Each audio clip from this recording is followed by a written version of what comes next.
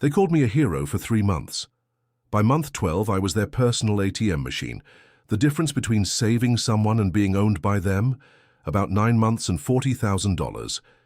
If our stories resonate with you, don't forget to like, comment, and tell us where you're watching from. This story was shared with us by one of our longtime viewers, and he wanted his experience heard. I never planned to be anyone's hero. I was just a tired American sitting in a hospital waiting room in Manila at 2 in the morning, watching this young Filipino woman cry into her hands. Her name was Christine, and her father was dying 3 floors up. She'd been there for 6 hours. No money for the surgery, no family showing up to help. I'd only met her 2 weeks earlier through a dating app, but something about watching her break down like that made me pull out my wallet. The fluorescent lights made everything look sick and pale. She kept checking her phone, waiting for anyone to call her back. "My father is everything to me," she whispered. "He raised me alone after my mother left. I can't lose him now." I didn't think about it. I just walked to the cashier and handed over 25,000 pesos for the emergency surgery. When I came back, Christine looked at me like I'd just walked on water. "Marcus, you saved his life. You saved our family." The tears in her eyes looked so real. Her hands shook when she hugged me. I felt something I hadn't felt in years. Purpose. Like I mattered to someone. The surgery took 4 hours. We sat in that waiting room holding hands, and she told me stories about her father. How he worked 3 jobs to put her through college. How he never remarried because he wanted to focus on raising her right. How he always told her to find a good man who would protect her. "He's going to love you," she said. "You're exactly the kind of man he prayed I'd find." When the doctor came out and said the surgery was successful, Christine collapsed against me and sobbed. "Thank you," she kept saying. "Thank you for giving me my father back. I'd never felt so needed, so important. Back in Phoenix, my ex-wife had made me feel like a burden. My kids saw me as an obligation. But here, I was someone's salvation." After her father survived, Christine's family treated me like royalty. Her mother cooked massive dinners every Sunday. Her brothers shook my hand with genuine respect. Her aunts called me Kuya. I'd never felt so appreciated in my life. Back in Arizona, my own kids barely returned my calls after the divorce. Here I was the American who saved their patriarch. Christine would hold my hand at family gatherings and whisper, "You're my miracle, Marcus." I ate it up. Every smile, every grateful hug, every time they introduced me as the one who saved Papa. It felt real. Her father, a small man with kind eyes, would grab my shoulders and speak in broken English. "Are you a good man, Marcus? God send you to us." He'd insist I sit in his chair at dinner, the place of honor. Her mother, Luz, would pile my plate high with food and refuse to let me help clean up. "You are family now," she'd say. "Family doesn't work in the kitchen." Her brothers, Rico and Jun, would ask me about construction work in America, hanging on every word like I was some kind of expert. They made me feel wise, experienced, valuable. Christine's cousins and aunts would bring their children to meet me. "This is Tito Marcus," they'd say. "He's the hero who saved Lolo." The kids would stare at me with wide eyes like I was some kind of superhero. At night, when Christine and I were alone, she'd trace circles on my chest and tell me how different I was from Filipino men. "They only think about themselves," she'd say. "But you have a heart for family. That's why God brought you to us." I believed every word. I wanted to believe every word. For the first time in years, I felt like I belonged somewhere. The requests started innocent enough. Christine's younger brother needed school supplies, 3,000 pesos. Her mother's. Medication ran out early, 5,000. The water bill was overdue, 2,000. I didn't mind helping. These people had welcomed me like family, and I had more money than I knew what to do with from selling my construction business. Each time I helped, the gratitude was overwhelming. Christine would cry and thank me. Her mother would hug me and call me anak. I felt needed in a way I hadn't since my marriage fell apart. "Marcus, you're so generous," Christine would say. "I've never met anyone with such a good heart." The requests always came with explanations, with apologies, with promises that it was just this once. Rico needed money for his motorcycle repair because he couldn't get to work without it. Jun's girlfriend was pregnant and they needed money for prenatal vitamins. Luz's diabetes medication wasn't covered by their insurance. Each story made perfect sense. Each amount was reasonable. And each time I paid, the family's love for me seemed to grow stronger. "We're so lucky to have you," Christine would whisper. At night, "I don't know what we did to deserve someone like you." Her father would pat my back at dinner and say, "You are a blessing to our family, Marcus. God will reward your kindness." I felt like I was building something real, like I was investing in a future where I'd always have people who cared about me. The money felt like a small price to pay for being part of something bigger than myself. I'd lived alone for 3 years after my divorce, eating frozen dinners and watching TV by myself every night. Now I had Sunday dinners with 15 people who genuinely seemed happy to see me. I had a girlfriend who looked at me like I hung the moon. I had a purpose. The few thousand pesos here and there seemed like nothing compared to what I was getting in return. By month 4, the circle widened. Christine's cousin in Cebu needed help with her baby's medical bills. Her uncle's jeepney broke down and he couldn't work. Her sister-in-law's family lost their house in a fire. Each story came with photos, medical records, official documents. Christine would present them to me with tears in her eyes, explaining how I was the only one who could help. "You have such a good heart, Marcus. God put you in our lives for a reason." I wanted to believe that. I needed to believe that. So I kept writing checks. The cousin in Cebu, Maria, called me personally to thank me. "Kuya Marcus, you saved my baby's life," she sobbed over the phone. "The doctors said without the surgery she might have died. You are an angel." The Uncle Thomas showed up at Sunday dinner to shake my hand and promise he'd pay me back once his jeepney was fixed. "You are a good man, Marcus. I work hard to pay you back, I promise." But then his jeepney needed new tires. Then his license needed renewal. Then his wife got sick. Christine would come to me with each new crisis, her eyes red from crying. "I hate asking you for help again," she'd say. "But Tito Thomas has nowhere else to turn. His family will starve if he can't work." I couldn't say no. How do you say no to someone's survival? The sister-in-law's family sent me a video of their burned house, 3 small children standing in the rubble. "Thank you, Kuya Marcus," the mother said, holding her baby. "Because of you, my children will have a home again." These weren't strangers asking for handouts. These were family members of the woman I loved, people who'd welcomed me into their lives. Every time I helped, Christine would look at me with such love, such admiration.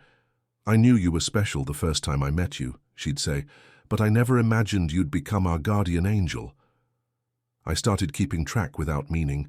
To August, 14,000 pesos for various emergencies. September, 22,000. October, 31,000. When I mentioned the numbers to Christine, she looked hurt. "You're counting your kindness now?" she asked. "My family loves you. We're not using you." But I was starting to notice things. How quickly the emergencies resolved once I paid. How her cousins always seemed to have new phones despite being desperately poor. How the family's Sunday dinners got more expensive every week. The math was simple enough. I was spending more on Christine's family than I'd ever spent on my own kids. But when I tried to bring it up, she'd get upset. This is how Filipino families work, Marcus. We help each other. When someone has more, they share with those who have less. It's called kapamilya. She'd explain it like I was ignorant of the culture, like my discomfort with the constant requests made me a bad person. "In America, you put your parents in nursing homes and forget about them. Here we take care of our family." The guilt was effective. I didn't want to be the selfish American who didn't understand Filipino values. I didn't want to lose the only real family I'd found since my divorce. But the numbers kept growing. November, 41,000 pesos. December, 53,000. At what point does helping become enabling? At what point does generosity become stupidity? I started lying awake at night, adding up the totals in my head. I was supporting an entire extended family, and none of them seemed to be making any effort to support themselves. Rico still didn't have a steady job. John spent his days playing basketball instead of looking for work. Even Christine, who claimed to be studying nursing, never seemed to attend classes, but every time I questioned anything, she'd remind me of how I'd saved her father's life. "We'll never forget what you did for us," she'd say.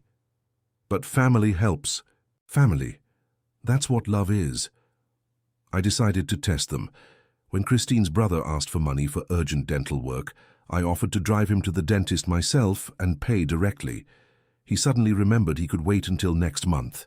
When her mother needed emergency medication, I volunteered to go to the pharmacy with her. She decided to try natural remedies first. Each time I offered direct help instead of cash, the urgency mysteriously disappeared. I started feeling sick to my stomach, not because of the money, but because of what it meant about everything I thought I'd found here. "Rico, let's go to the dentist right now," I said when he asked for 5,000 pesos for a supposed tooth infection. "I'll drive you and pay the dentist directly." His face changed. The pain he'd been describing all morning suddenly became manageable. "Actually, Kuya, I think it's feeling better now. Maybe tomorrow." But tomorrow never came. When Luz needed money for diabetes medication, I showed up with a bag full of supplies I'd bought at the pharmacy. "Oh, Marcus," she said, looking uncomfortable, "these are the wrong type. Phi doctor wants me to try something different first." The medication sat unused on her kitchen counter for weeks. The excuses were getting more creative, but the pattern was always the same. Cash disappeared immediately. Direct help was always refused or delayed. I felt like an idiot for not seeing it sooner. But the worst part wasn't the money. It was realizing that every expression of gratitude, every family dinner, every moment of feeling loved and needed might have been a performance. I started paying attention to the little things, how the conversation would shift the moment I walked into the room, how family members would whisper in Tagalog and then smile brightly when they noticed me listening, how Christine's affection seemed to increase in direct proportion to how much money I'd given recently. The woman who called me her miracle, the family who called me a hero, might have just been seeing dollar signs every time they looked at me. I sat Christine down and told her what I'd noticed. She exploded. Tears, accusations, emotional manipulation that would make a soap opera writer jealous. "You think we're scamming you? After everything we've been through? You saved my father's life and now you think we're criminals?" She threatened to leave me, said I'd broken her heart, called me racist for not understanding Filipino family. Culture. I almost backed down. Almost. But something in her performance felt too practiced, too calculated, like she'd given this speech before. "How can you say that to me?" she screamed, her voice breaking with perfect timing. "I love you, Marcus. My family loves you. We would never use you." But then she'd immediately follow it up with another request. Her cousin's wedding was coming up, and they needed help with the reception. Her father's medication was getting expensive. Her brother had a job opportunity, but needed money for training. Even in the middle of defending their love for me, she was asking for more money. "If you really loved us, you'd understand," she said. "Family takes care of family. That's how it works here." The tears were real enough, but they felt manufactured, like she could turn them on and off at will. When I didn't immediately apologize and hand over my wallet, her tone changed. The sweet, loving girlfriend became cold and manipulative. "Maybe you should go back to America if you don't like how we do things here," she said. "Find some American woman who doesn't need anything from you. See how that works out." The threat was clear. Play by their rules or lose everything I thought I'd found. But I was starting to wonder if there had ever been anything real to lose. The woman crying in front of me looked like the same person who'd collapsed in my arms at the hospital 9 months earlier. But everything felt different now, like I was seeing the real person for the first time. I started asking around quietly. The expat community in Manila is small, and word travels fast. Turned out 3 other American men had saved Christine's father in the past 2 years. Each time the same story. Emergency surgery, grateful family, endless stream of relatives needing help. Her father had supposedly had the same life-saving surgery 4 times, different hospitals, different foreigners paying, same family drama. I felt like an idiot, not just for the money, but for believing I was special to them. "Oh, you're dating Christine from Valenzuela?" said Bob, an American retiree I met at a coffee shop in Makati. Nice girl, real sob story about her father. The way he said it made my blood freeze. "You know her?" I asked. Bob laughed, but there was no humor in it. "Know her? Hell, I paid for her father's surgery 2 years ago. Same emergency, same hospital, same grateful family routine." My stomach dropped. "Her father's been dying from the same condition since 2019, said another expat, David. "German guy named Klaus paid for the surgery before me. Australian named Pete paid for it before him. That old man has had more life-saving operations than a medical textbook." The details were identical. The midnight phone call, the crying girlfriend, the family that couldn't afford the surgery, the tearful gratitude afterward.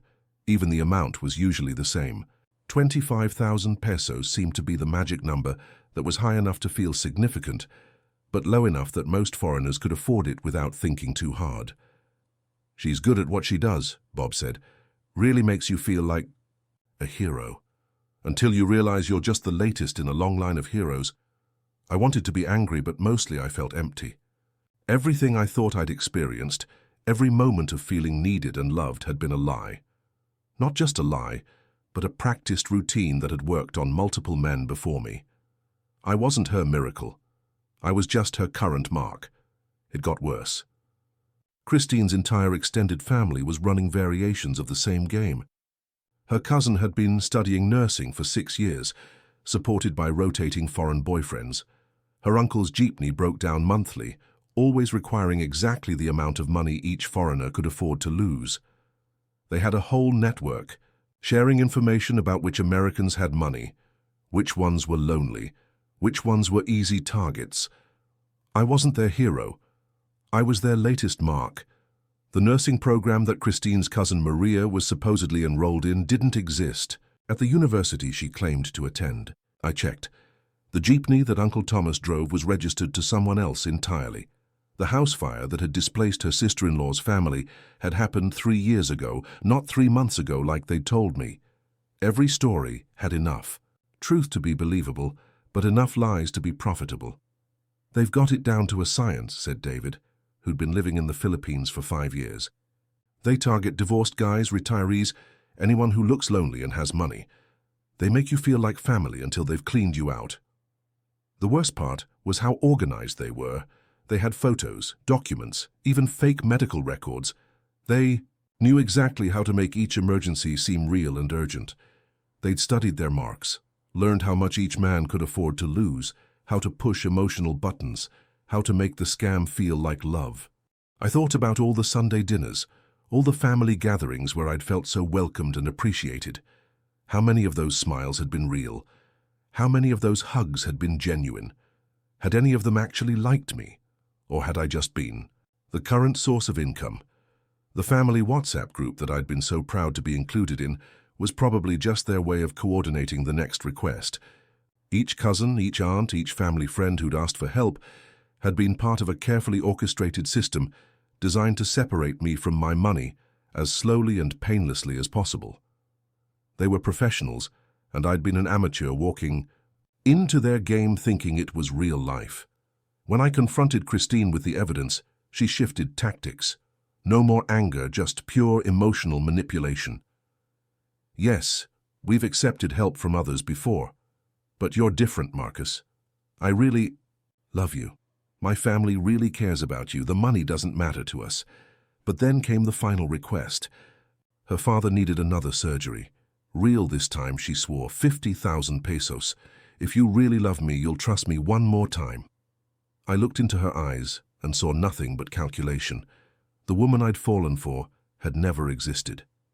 "Marcus, baby, I know how this looks," she said, her voice soft and pleading. "But those other men, they were different. They were just lonely old guys looking for a girlfriend. You're not like them. What we have is real." But even as she said it, she was asking for money. Even as she declared her love, she was running the same game she'd run on Klaus, on Pete, on Bob. The tears looked the same. The desperation sounded the same. Even the amount was the same as the original surgery I'd paid for 10 months earlier. "My father's condition is getting worse," she explained, showing me paperwork that looked identical to the documents I'd seen before. "The doctors say if we don't operate soon, he'll die. I can't lose him again, Marcus. Not when we came so close last time. But I'd heard this story before, not just from her but from other expats who'd been through the same routine. Her father's miraculous recoveries followed by sudden relapses were as predictable as the sunrise. The only thing that changed was which foreigner was paying for the next life-saving surgery.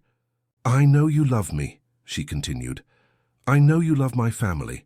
This is your chance to prove it, to show that you really are the man I fell in love with." The manipulation was so blatant, so obvious, that I almost admired the audacity. She was asking me to pay for the same surgery I'd already paid for, using the same emotional blackmail that had worked on me before. The woman sitting in front of me looked exactly like the woman I'd fallen in love with, but she was a complete stranger. I said no. For the first time in 8 months, I refused to pay. The family's true nature came out immediately. Christine screamed at me, called me selfish, said I'd never understand Filipino culture. Her mother, who used to call me son, spat at me. Her brothers, who used to shake my hand with respect, threatened me. The warm, loving family that had made me feel so wanted revealed themselves as cold strangers who saw me as nothing but a source of money. The transformation was so complete, so ugly, that I felt physically sick. "You fucking cheap bastard," Christine shrieked, all pretense of love gone from her voice. "After everything we've done for you, after how we welcomed you into our family." The sweet girl who used to whisper that I was her miracle was gone, replaced by someone I didn't recognize. "We made you feel like a king, and this is how you repay us." Her mother, Luz, the woman who'd hugged me and called me her son, looked at me with pure hatred. "You Americans are all the same," she said in perfect English, despite years of pretending. She barely spoke the language. "You come here thinking you can buy us, then get angry when the bill comes due." Rico and Jun, the brothers who'd treated me like a respected elder, moved closer with threatening looks on their faces. "Maybe you need to remember where you are, old man," Rico said. "This isn't America. Accidents happen to foreigners who disrespect Filipino families." The Sunday dinners, the family gatherings, the warm welcomes, all of it had been an act. The moment the money stopped flowing, the masks came off. The people who'd called me family, who'd made me feel loved and needed, revealed themselves as predators who'd been patient enough to let me think I was the hunter. "You owe us," Christine said, her voice cold and hard. "For 10 months, we gave you a family. We made you feel important. That's worth more than what you paid. If you think you can just walk away now, you're wrong." But I was already walking away, and added up everything. $47,000 over 8 months, not just the big payments, but all the small ones. Dinners I paid for, gifts I bought, emergencies I covered. Enough money to buy a decent car or put a down payment on a house. Instead, I'd bought 8 months of fake love from a family of professional manipulators. The worst part wasn't the money. It was realizing how desperate I'd been to feel needed, to feel loved, that I'd ignored every red flag. The spreadsheet I created was depressing reading. Surgery for the father, 25,000 pesos. School supplies for Rico, 3,000. Medication for Luz, 5,000. Motorcycle repair, 4,000. The list went on for pages, emergency after emergency, crisis after crisis, all of it adding up to a fortune that could have secured my retirement, but instead had disappeared into the pockets of people who saw me as nothing more than a walking ATM. I'd spent more on Christine's family in 8 months than I'd spent on my own children in 3 years. The irony wasn't lost on me. While I was trying to buy love from strangers, I was neglecting the relationships that actually mattered. My daughter had called me twice during my time in the Philippines. Both times, I'd cut the conversation short because I was busy helping Christine's family with some manufactured crisis. My son had invited me to his graduation, but I'd been too focused on playing Filipino father figure to fly back to Phoenix. I'd traded real family for fake family and lost money on the deal. The gifts I'd bought, the dinners I'd paid for, the weekend trips to beach resorts, all of it had felt like investments in relationships. But you can't buy love, and you definitely can't rent family. The people who'd seemed so grateful, so loving, had just been professionals doing their job, and I'd been too lonely, too desperate to see the difference between genuine affection and skilled manipulation. I reached out to the other men who'd been through this cycle. 5 Americans, 2 Australians, 1 Canadian, all retired, all divorced, all looking for connection in their golden years. The stories were identical. The amounts varied, but the pattern was the same. We'd all been their hero for a few months, then their ATM for as long as we'd allow it. One guy had lost over $100,000 before waking up. Another had sold his house back home to keep supporting his Filipino family. We were all casualties of the same operation. "The thing that gets you," said Klaus, the German who'd been Christine's mark before me, "is how real it feels at first. The gratitude, the family dinners, the way they make you feel important. You start to think you've found something special." Klaus had lost 60,000 euros over 18 months. His story was my story, almost word for word. The midnight hospital drama, the grateful family, the endless stream of emergencies. Even the amounts were similar, adjusted for what each man could afford. "They research you first," explained Pete, the Australian. "They know how much money you have, what your weaknesses are, how to make you feel needed. It's not random, it's targeted." Pete had been retired military, living alone on a pension. They'd played up the respect angle with him, treating him like a war hero, asking for his advice on everything. With Klaus, who was an engineer, they'd emphasized how smart and practical he was. With me, a construction foreman, they'd focused on how strong and protective I was. Each approach was customized to the mark's psychology. "The worst part," said Bob, "is that you start to wonder if you imagined the whole thing. Like maybe you're just being paranoid. Maybe they really did care about you." But the evidence was overwhelming. We'd all experienced the same routine, the same emotional manipulation, the same gradual increase in requests until the well ran dry. We were all middle-aged or older, all recently divorced or widowed, all financially comfortable but emotionally vulnerable. Perfect targets for a family of professional con artists. I stayed in the Philippines for 3 more months, but everything was different. The expat community was smaller than I thought, and word spread quickly about what had happened. Some people were sympathetic, but others looked at me like I was an idiot who got what he deserved. Maybe they were right. I'd been so hungry for family, for purpose, for love, that I'd ignored obvious signs of manipulation. The worst part was the loneliness. That came after, not just from losing Christine, but from realizing how easily I'd been fooled. Manila felt different after that. Every smile from a service worker made me wonder if they were calculating how much money I might have. Every friendly conversation made me question the motives behind it. I'd become paranoid, suspicious of kindness, because I'd learned that kindness could be performed for profit. The expat community, which had once felt welcoming, now felt like a support group for men who'd made the same mistakes I had.